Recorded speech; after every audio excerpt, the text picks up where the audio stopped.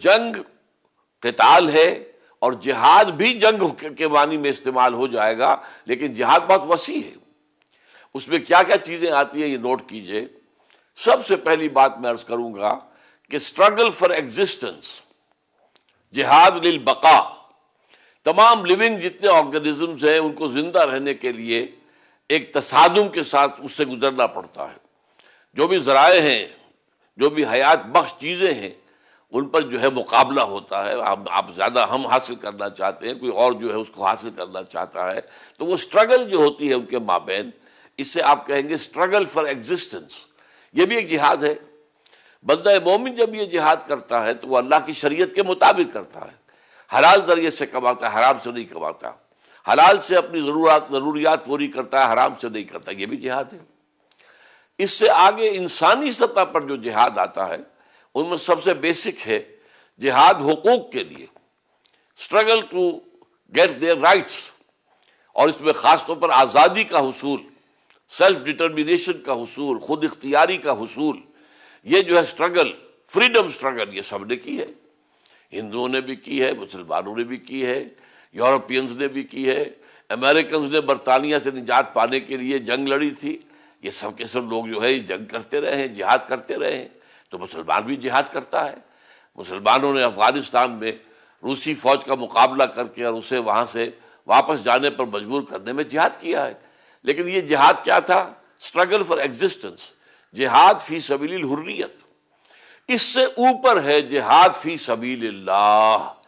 اللہ کے راستے میں جہاد کرنا، اس کے بھی 3 لیول ہیں۔ سب سے پہلے اپنے نفس کے خلاف جہاد کر کے اسے اللہ کا مطیع بنانا، اور یہ سب سے اعلیٰ درجے کا جہاد ہے۔ حضور سے پوچھا گیا ای الجہاد افضل یا رسول اللہ، اے اللہ کے رسول یہ فرمائیے کہ سب سے افضل جہاد کون سا ہے؟ تو آپ نے جواباً ارشاد فرمایا ان تجاہد نفسک فی طاعت اللہ،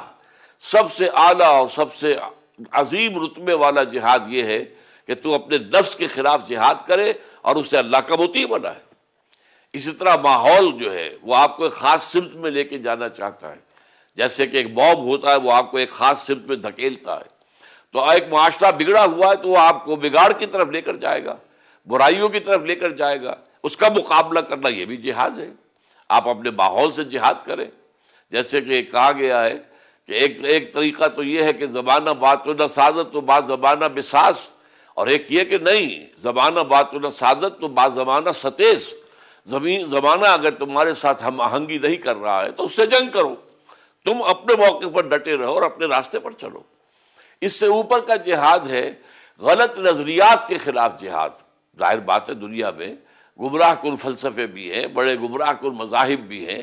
ان کے علمبردار بھی ہیں، ایک فکر ہے، مغرب کا فکر ہے اس وقت جو میٹیریلسٹک ہے، اس میں جو ہے دین کا اور مذہب کا، روحانیت کا معاملہ اس میں سے خارج ہو چکا ہے۔ تو اب یہ جو ہے اس غلط نظریات کو اور غلط فکر کو، غلط فلسفوں کو، غلط مذاہب کو، ان کی تردید کرنا،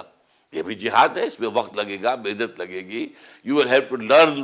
سب سے پہلے آپ کو سیکھنا ہوگا کہ برٹرینڈ رسل کیا کہتا ہے، اور فلاں جو ہے سارترے نے کیا کہا ہے، اور فلاں کا فلسفہ کیا ہے، افلاطون کا کیا ہے، اور ان میں حق کیا ہے اور باطل کتنا ہے، اب اس کی پھر نفی آپ کر سکیں گے۔ اسی طرح مذاہب کا مطالعہ کریں گے،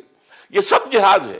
اس میں وقت بھی لگ رہا ہے، جان بھی لگ رہی ہے، صلاحیت بھی لگ رہی ہے، راتوں کو جاگنا پڑ رہا ہے، پہلے صلاحیت حاصل کرنی ہے اور پھر اسے استعمال کرنا ہے۔ سب سے ٹاپ موسٹ ہے پھر اللہ کے نظام کو قائم کرنا، دین کا ایک پورا نظام زندگی، دین اسی کا نام ہے، دین الحق لیظہرہ علی الدین کلہ۔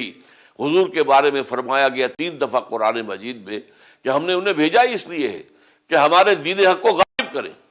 اس دین حق کو غالب کرنے کے لیے جد و جہد جو ہے اس میں ظاہر بات ہے پہلے دعوت بھی ہوگی، سب کچھ ہوگا، پھر جو لوگ قبول کرنے گے ان کی تربیت ہوگی، انہیں تیار کیا جائے گا، پھر ایک جماعت وجود میں آئے گی حزب اللہ، وہ باطل نظام کے خلاف جہاد کرے گی۔ اور اس لیول پر جہاد میں قتال بھی شامل ہو سکتا ہے۔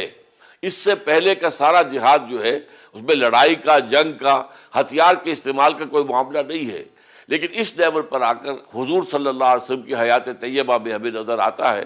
کہ آپ نے 13 سال تو وہ تیاری کی ہے، پہلے دعوت دی ہے، تبلیغ کی ہے، جو آ گئے، جنہوں نے قبول کر لیا، ان کی تربیت کی ہے، انہیں آرگنائز کیا ہے، لیکن پھر اس جمعیت کو لے کر باطل نظام کے خلاف آپ نے تلوار اٹھائی ہے۔ آج کل یہ ہے کہ اس تلوار اٹھانے کا بدل جو ہے ایک تجویز ہو گیا ہے، اور وہ یہ ہے کہ عوامی ایک تحریک جس کو ایک مضبوط جماعت لے کر چل رہی ہو، تو وہ ایک پرامن تحریک، احتجاجی تحریک کے ذریعے سے، ایجیٹیشن کے ذریعے سے وہ نظام کو بدل سکتی ہے۔ اس کی بہت سی مثالیں آج دنیا میں آ رہی ہیں۔ تو اس لیے اس سطح پر بھی جنگ ہی واحد ذریعہ نہیں ہے، لیکن اس سطح پر جنگ ہو سکتی ہے، اور وہ جنگ جائز ہوگی، اور وہ جہاد فی سبیل اللہ ہوگی، لیکن وہ اس تمام پروسیس میں سے گزر کر ہوگی، ایسے ہی نہیں۔ یہ تمام پروسیس اور اس کے منازل جو ہے، اس کے جو لیولز ہیں، ان سے گزر کر ہوگی، اور اس کا بھی بدل ایک موجود ہے، اور وہ ہے ایک عوامی، ایک پرامن عوامی تحریک، یا آپ اسے کہہ سکتے ہیں کہ ون سائیڈڈ وار، کہ انسان باہر نکل رہا ہے۔ ظاہر بات ہے کہ کہیں بھی اگر آپ نے سول ڈس اوبیڈینس کی تو آپ پر گولیاں چلے گی، اپنی جانیں دینے کو تیار ہوں، کسی اور کی جان نہ لیں۔ تو یہ سارا معاملہ جو ہے یہ ایک امکانی شکل ہے، لیکن بہرحال یہ ہے جہاد کا وہ کانسیپٹ، اور قرآن نے اس جہاد کو ایمان کا جزو لا ینفق قرار دیا ہے، اور اس جہاد کے بغیر قرآن انسان کے فلاح اور کامیابی اور اخروی نجات کی ضمانت نہیں دیتا۔